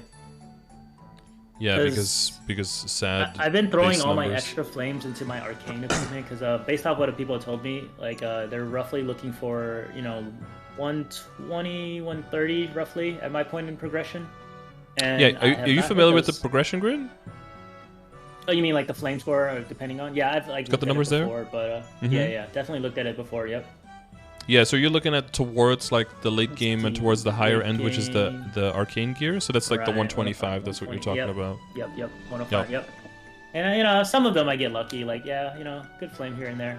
And then there's the other ones where like I know like my cape is literally like 87 or 90 strength now, and it sucks. But yeah, so the cape. If I look at your stuff, I'd be like the cape you can, because if you lose that 90, you're not losing any kill potential, but there is definitely still a big chance for upgrading. So that's probably what I would throw flames on until it hits something in the area of like 120, and then. Unless you have a character that you're doing bossing on now, and it has like an Abzo weapon with like a tier 3 attack or something, then do that one first. If it hits a tier 6, that's exactly what I'm doing. Then you move back. Yep. But yeah, but the good thing about it is you don't really have to go out and buy flames. There's still like a whole bunch of free stuff that is floating around, and I would save all the money for the big star forcing stuff. And until you're basically full 21 star force and like 17 arcane, maybe even working towards 19 arcane, I would never like buy flames, except if it's a big weapon or you're trying to transpose and you're just running out of flames and you want to not have that upgrade take forever. Yeah, no, okay. Flame-wise. I got it. Yeah. Okay. But when it comes to but looking at, does that help when I say like looking at the potential in terms of like flame score gain, and then looking at the star force in terms of flame score gain, and then comparing them to like illustrate the potential difference on the gains for that. Because the first stuff that, you know, big Star Force event, and you're going past 17, so I would say always wait for 5, 10, 15s. And if they're upgrades, I recently got the arcane to 15 on the past 30%. I got super lucky on that event. Yeah, that's fine. That's fine. Yeah, up to 15. Yeah, for sure. And then 15 to 17, wait for 5, 10, 15. If it's an upgrade you really need right now, then I would say go for it. If you don't need it now, I would see if you can hold off until summer. We're probably about 2 months away. So if you can do 2 months of saving, that's the plan. to get that 20% off, right? because wait, do we know the date though? Has it been confirmed yet? I know I asked, like, I talked about it with a friend before, but there was like no confirmed date on the Starforce changes, right? Or is there actually? Well, they said the 20% off is going to be in the summer, and basically all of the events ending on, I believe, the 14th of June. So 15th of June is like probably when the next big patch is. So it's pretty, yeah. If you look at the timeline, like you said, 2 months to save up. Yep. Yeah, about 2 months, and then you're getting guaranteed 20% more value, or technically like 25% more value out of your money, right? Because it's 20% less, so you're spending 80%. Yeah, and you're trying to make those big jumps, so you're going to be cashing in hard. Plus, it'll give you more time to build backups, and so you can just YOLO a whole bunch of stuff. Yeah. I guess that's like what I meant by the wall. You know, like the wall isn't really a real wall. It's just kind of like time-gated things. Meaning, like, I have to save up misos. Well, you don't have to, right? I'm talking more from the point of what I would do, like basically advice now. But you don't have to. If you were like meso farming on a Kana like 8 hours a day, I wouldn't say wait 2 months for it. I would say like fucking go. You know, I would say like, just see 5 to 50. But because probably of like so, the amount of hours I put, it's like you know, I only do 4 to 6. I can only so. And again, this cycles back to not because I think you have to, but because I feel like mentally you'll just feel like you're getting more value out of your time that you spend. 100%. Because you're more likely to just fall short of your goals and then feel like it was all just. No, definitely. That's like the main mindset going forward too. Because like saving misos is very, very tough for me. It could be like 2 a.m. and I'm just feeling the urge to cube, you know. So I have that too. And when you're feeling that, you have to sometimes. Well, I don't have it as strong, but sometimes when you have it, you just have to spend some money. So I like to like bulk up all of my flames and my cubes that I have, and then just use them even on a mule at that point. So I should still get that endorphin rush, you know, of the RNG. But I'm not spending like billions. Mini cube stash, a little mini flame stash. I totally do that all the time. Or like recently when I had my book and I had 100 bill, I wasn't really planning to spend money. I saw you. Someone was like, "You have to flame the book," and I was like, fuck it, yeah, I have to flame the book. Fuck it, I'll spend 10 bill. And then I got it within 10 bill, so I'm super lucky. But if I didn't get it, then I was like, okay, well, tough try, but. What did I do recently? Oh, there was like a weapon of mine on a mule, like no fucking reason. I was like, I just want to gamble a little bit, okay? So I spent like 700 mil on cubes, but I can do that. Fixed thing. You want to get to the point where that is like enough to take off the edge, but also where that amount that you spend doesn't mean that now you're setting yourself back another 2 weeks. And the way to get there is by upgrading the whole account and having that flow of income be more considerable. Got it. So I would say, so if we do like broad strokes, right? Broad strokes is like the CRA stuff up. I would at least get that up to 19, and then always just 1 star at a time. Everything up to 18, everything up to 19. There'll be some booms, there'll be some tears, there'll be some raging, and then reevaluate. Well, continuously reevaluate how much money you're sitting on, of course. But the next step after that is most likely going to be the CRA to 21, and then it's going to be the fodder, level 140 fodder gear to 21 into the superior Golic stuff. Okay. Yeah. So the reinforced earrings into the superior, the reinforced belts that I said that you already had some into the superior belt, and then ideally the ones that you already have backups from, if you have choice, so that you can choose in that moment. If you have a decent amount of money left and you have a backup left, you can choose like, am I gonna go from 20 to 21 as well, or I'm gonna stick to 20. That gives you some more options there. That's good. Yeah, noted. I definitely want to work on the CRA. That was for sure always at the top of my list. But like hearing you suggest the things about the backups, it definitely clarifies a lot of things, because I was always up in the air, because like I'm kind of at a point where I have backups for not everything, but like a good fair share of like here and there stuff, right? Yep. So it kind of made me confused. Like I'm just like holding my misos. I don't know what to spend it on, and then I kind of feel like that itch again, to want a cube, and then I just throw it on something, and it's like reverse progression almost at that point. So yeah, because the cubing feels safer, because even if you don't get the potential you want, it's not a huge loss. Exactly, but it sets you back the quote-unquote guaranteed number of how much money you have to throw at star forcing, where it's not guaranteed, to make sure that you don't end up with a 0 or a negative on an upgrade of an event. And there are going to be events where you're literally just like, oh, I have 80 bill, and you throw it at like stuff and you're not moving forward. You will get to that point, but we want that to be like a year from now and not like next month. We don't want that to, because right now there's just so much potential for growth still. Even though right now it feels like, okay, that 40K, it feels so close yet so far away to your 38. It does, man. Because I did hear you mention the potential, and potential is definitely one way you can get there. You can get from 38 to like 40 to 41 on just your potential, but then you're super stuck. It's better to go for the Star Force first, and maybe potential, maybe like in total stat, only go up like to 39 or something. But then once you throw out all of the potentials, and the potentials bring up the speed, then you're at like 43 or 44.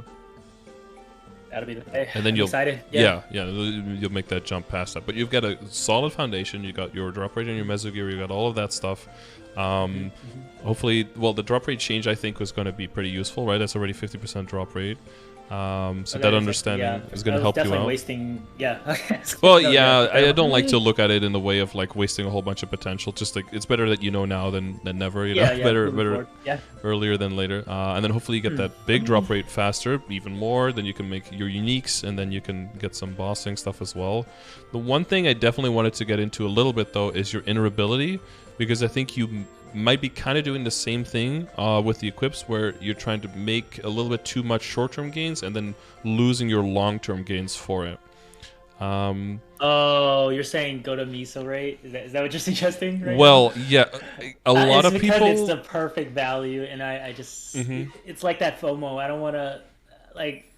I know what you mean. Like I definitely feel like the boss damage is useless to an extent, because like what difference is it if I'm not actively pushing hard bosses like solo party, right? Everything I'm doing hard boss wise is, you know, like my Kana friend and my Night Lord isn't gonna be tripping about me losing 20% because he's already outputting so much, but it just looks so good, you know, with the if it was 19%, I guarantee you that would have been re-rolled a long time ago. But I know like it's pretty easy to roll like an ideal prime line for like the line 1, right?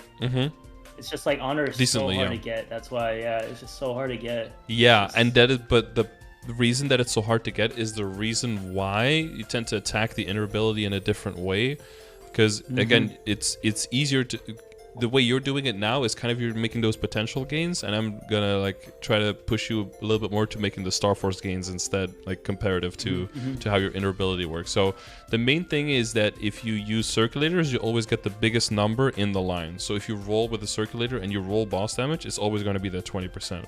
So that's where that number is coming from, probably. Yeah. If you roll it manually, it's still possible. I don't know what the value is. I think it's 17, 18, 19, 20 maybe. And then every single percentage has like a different percentage chance of happening. It's also not equally distributed within those. So, but you're actually suggesting to do like, you know, 20% miso line would be the ideal, right? Pushing a 260. In this, for the short and mid, like for example, my arc, right? My arc has attack, drop rate, and meso obtain innerability. Still at level 270. What am I? Am I 278 yet? I think I'm 278. Yeah, it's still. I still have that. If you are not reliant on your damage, is so hard for me to get because my Legion isn't exactly like get up there. But I know that now. You know, it's getting better. It's getting better. So I guess.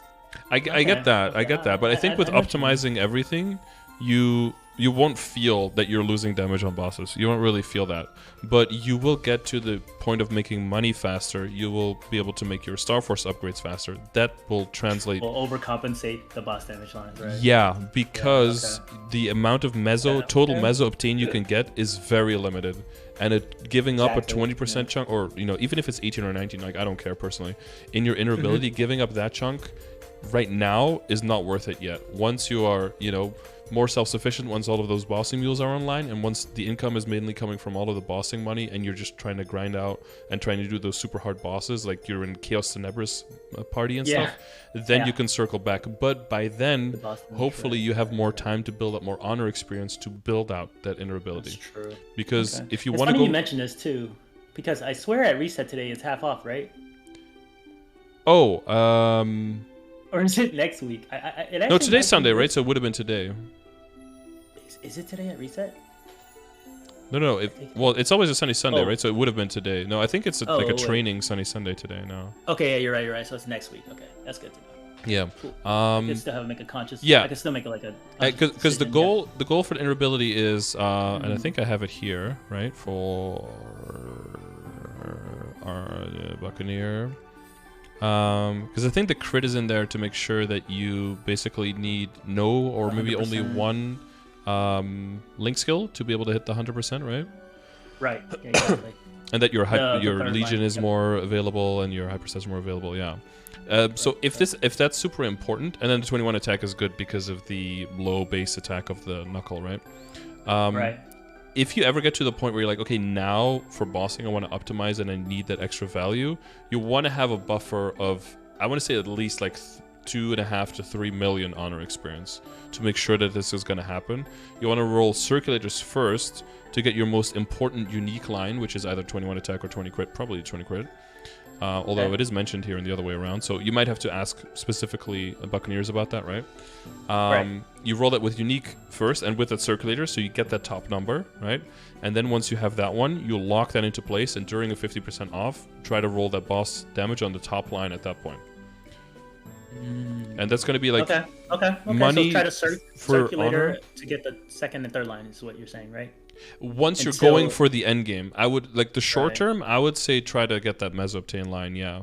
And then once using you have circulator or using honor, that was the part I was confused about. You can technically do both, but since I don't think there's a 50% off anytime soon, I would probably throw some circulators at it. Okay. Because then if you hit it, you get the 20%. That's actually a really good point. I didn't even think about it like that in the long run. Because in my head, I'm thinking like, oh yeah, that's a perfect line right there. I'm not touching it ever. Yeah, it feels like that one's locked in. You make, then it's so but by locking that one in, it's almost like you're looking for boost nodes, right? And you find that one skill that you want. You're like, okay, I'm locking this one in. But now the other boost nodes that you need for Buccaneer is not really applicable, right? But let's say that you needed like 4 or 6 boost nodes. The more boost nodes you lock in early, the harder it becomes to find those last ones. Whereas if you stay more flexible with all of your boost nodes, you can find a total picture faster, then commit, and then get to the finish line faster with the perfect combination. So that's kind of, But I've seen you're not like in a terrible situation. I've seen situations where people have like the same inner-ability as you, but they've got like 15,000 honor experience because they've just donkey rolled everything. And then it's like, because then basically you've pushed back the time where you can go for that final inner ability. You've pushed that back 6 months to 12 months based on how quickly you make your honor experience back. So you're not quite at that point, but I want to prevent you from getting to that point. Right. So no, I mean, 20% miso, assuming I get like 1.3, per totem, it would probably give me like an extra, couple hundred, right? Like 100, 200. I'm not, doing the math right now, but right, something like that, right? Yeah, it's additive total, but we have the 6x. And then 100%. Hang on. So I'm not sure how it works, or like 100 from equips, 50 from the coupon, 20 from the WAP is multiplicative. So it's probably like 100, like 1. Would be like 1/10, a little bit less than 120. So if you're making like 1.4, it'd be like an extra 120 or something, to 140, something like that. Yeah, no, but that's a lot, you know what I mean? Yeah, well, it adds up, right? And exactly. And you cannot hard commit to your inner ability yet anyway, so there's no point in sticking to this. Roll over to the meso, and then once you have like 2 mil, 2.5 mil, there's an event, you're like doing the hard boss, and you're like, now I want to commit. All of my money is coming from other sources. This source is not as important anymore. Then you can roll into the next one.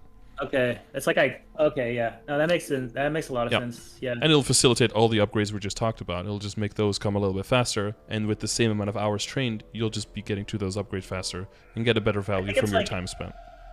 For all like the buck mains out there, I always felt as a buck, we don't have any we don't have any visual like skill that really gives us like a boosted like boss damage. And seeing my boss damage percent so low was just like, man, if I remove this inner ability, it's gonna drop below 200, and I was like, that's like a magical barrier. So I was like, dang. Yeah. But you're putting it in good perspective, like of why like a miso obtain would be so much more valuable for sure. Yeah. Okay. Well, you also have no line of boss damage right now at all in your weapon or your secondary, right? Yeah, exactly. I'm an IED god. I never roll boss damage, but IED is easy. IED is going to be really good though with the upcoming changes, right? Is it? Oh, what happened? What's an upcoming Well, now you have like 40% chance. I believe you have a skill now, right? The Typhoon thing, where you have like 40% chance of ignoring 100%. You talking about? They're adding on to Typhoon Crush? Is that what you mean? Well, I think it's just switching to like 100% chance, 40%. They're just like flipping the numbers around. So instead of not being able to rely on it at all, you can actually hard rely on a huge chunk in the future. I believe that's what happens, which means that your base ID is going to be so good, especially if you can get a little bit of ID from familiars, you'll be so stuck there that you can just hard commit on boss and attack on all the other stuff. Excuse me.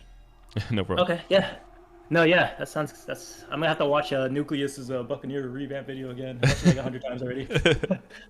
Oh, you're looking at all the new skills and all the new stuff they're doing. Yeah, like I am so glad that Buccaneer Blast is getting removed. I just speak for all Buck mains when we say that is a terrible move, you know, considering like it was cool, but yeah, it had its time. Cool. Yeah, it had a good run, but I'm so glad. And the energy system removal, just a blessing, man.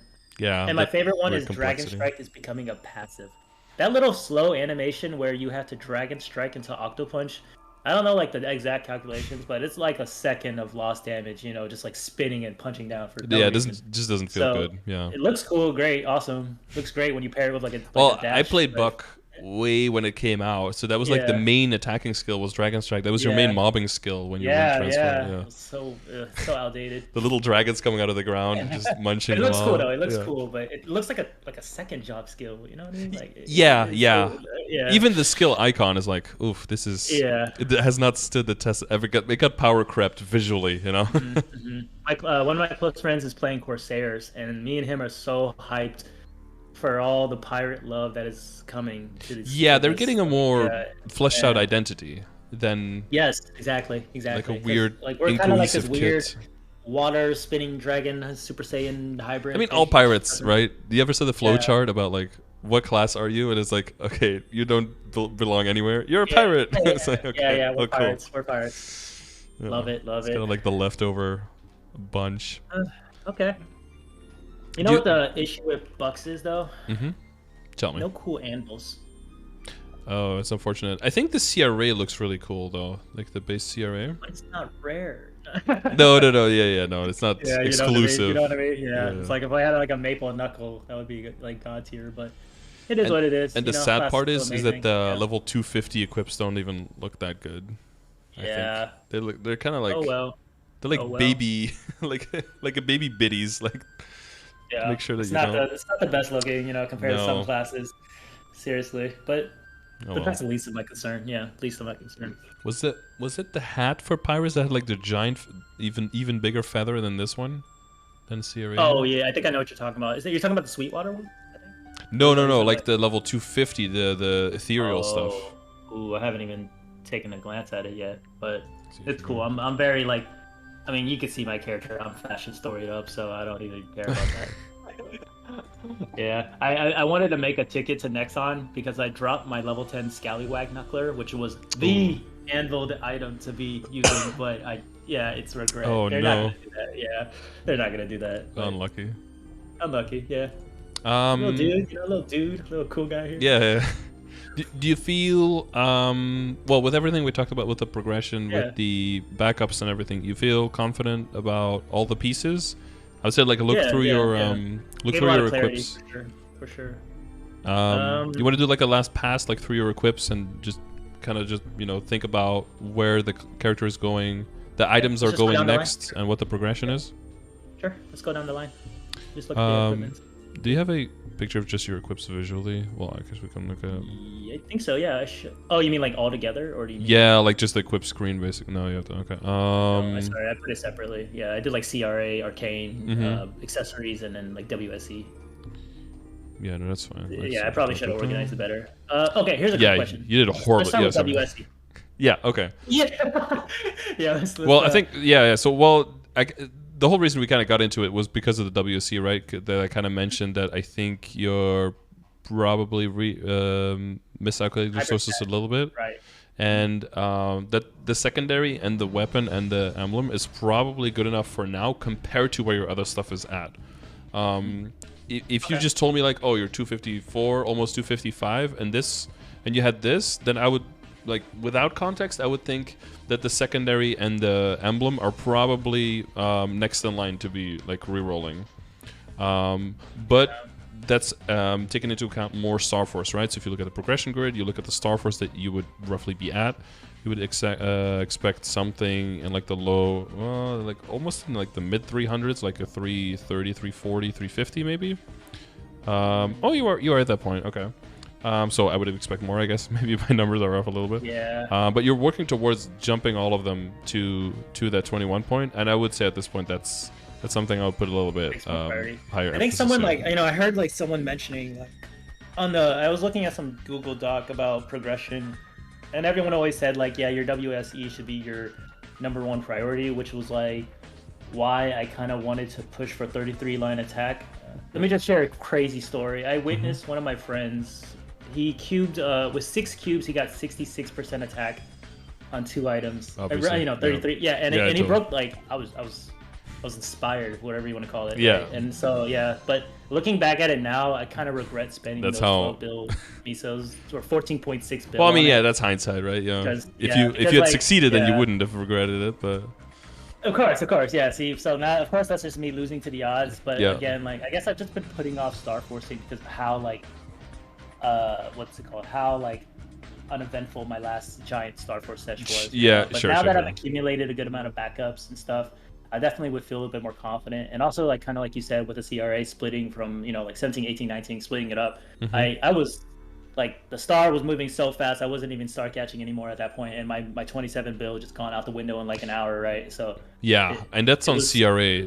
Once you start it was doing that on Arcanes, you could pull up like 100 bill if you want to, like, within 10 minutes. It's just gone.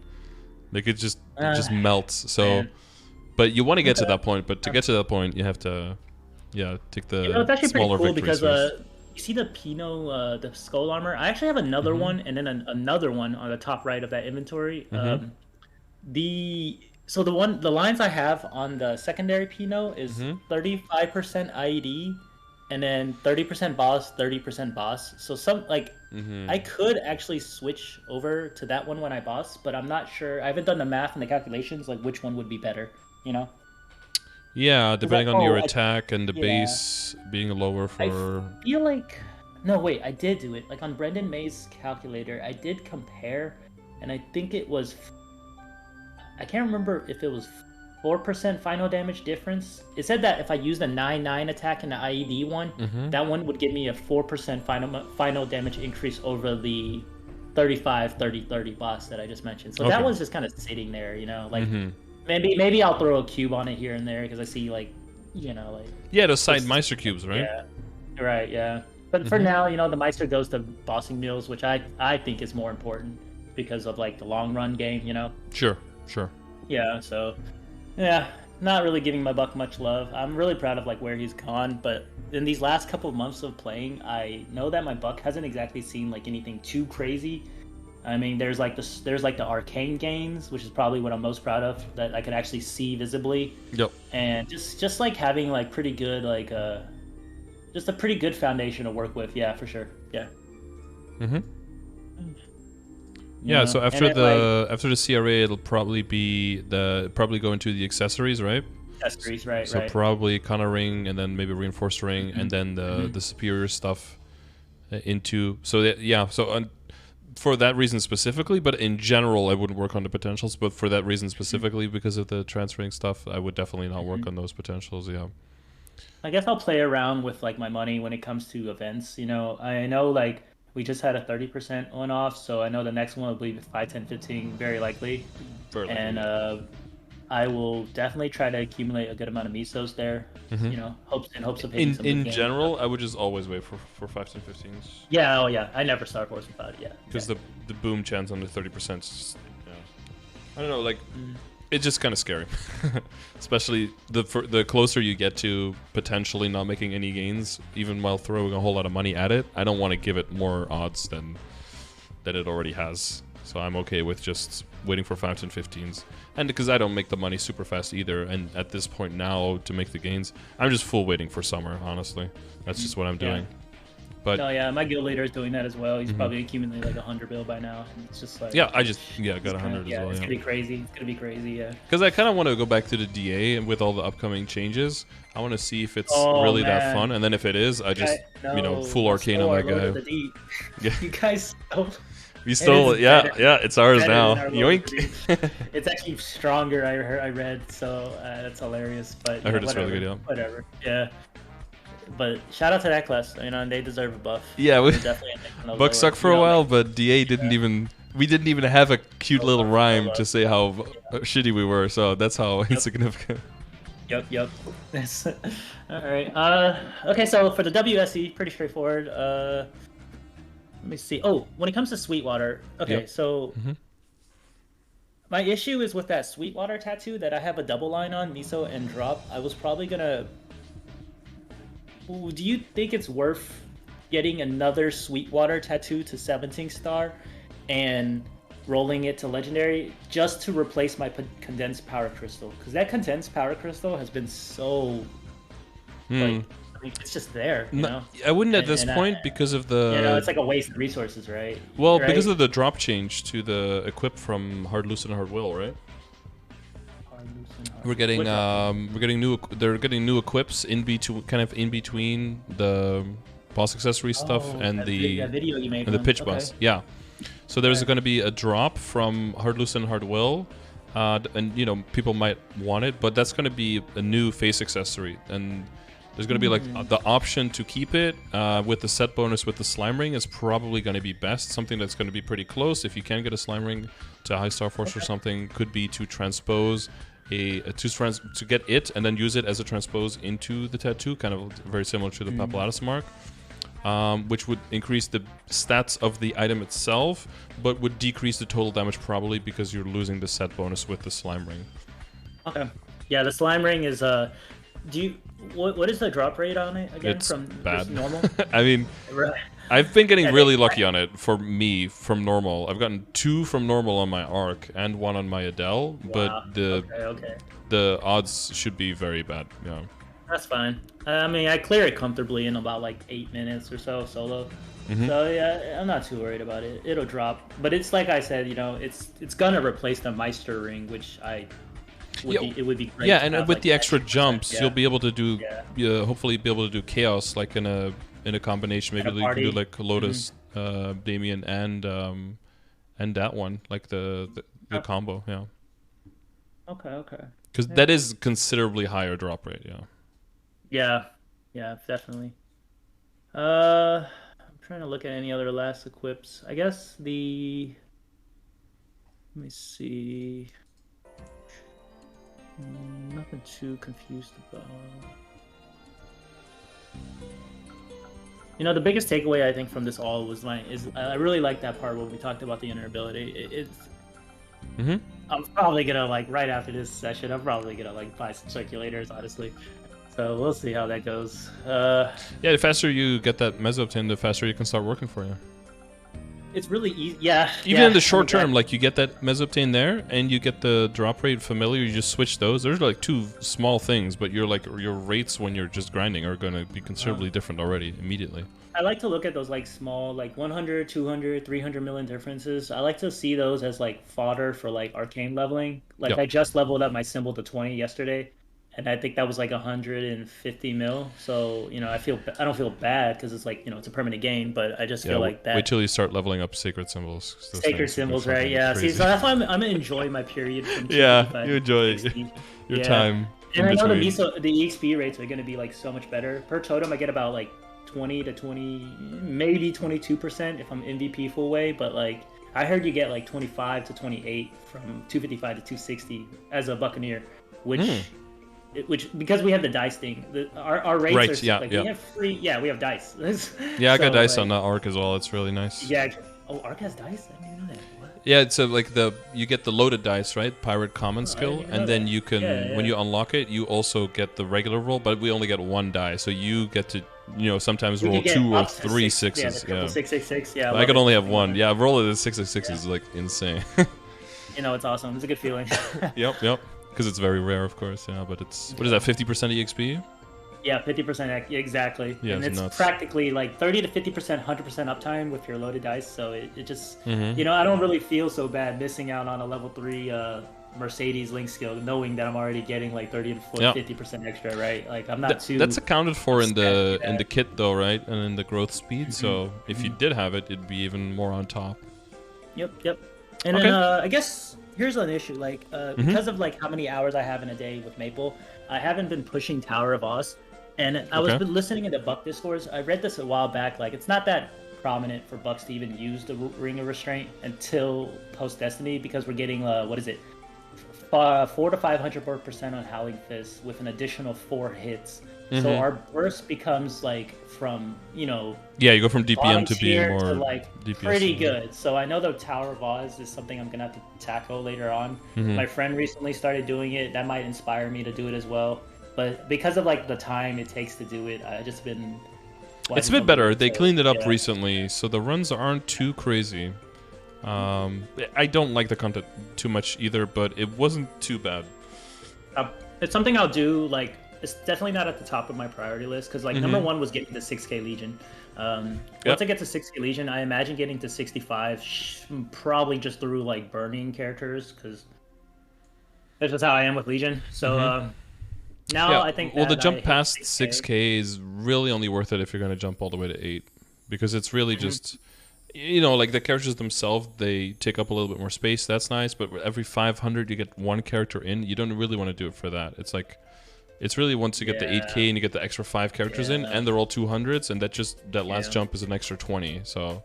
I mean, there was like an issue I had. Like, I guess that was my biggest concern that motivated me to push for 6K Legion, was that I had a constant issue of where, because of my star rating power, every day I roughly accumulated about 120 Legion coins. That's assuming you did the dailies, the dailies, and like just the, you know, accumulation.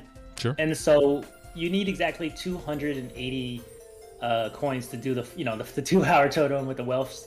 And so like I was having an issue where I couldn't even totem every day because I couldn't even afford, you know, the coins. So I took the initiative to like want to work on the Legion just to get more flexibility when it comes to my totems. Yeah, it's definitely not just the value of the grid and of the link skills, but like the access to the Legion coins as well. It's just so much value coins in is it. Game changer. Like knowing that I can create another Legion character and just 2x him all the way, or you know, like, or even working with the, you know, like the expertise or like the luck, you know, to drop coupons and just all that. Like it really helps in the long run for my Buck for sure. That's what I've noticed. Yeah, it's the snowball, right? Just pushing the snowball down the hill and watching it grow.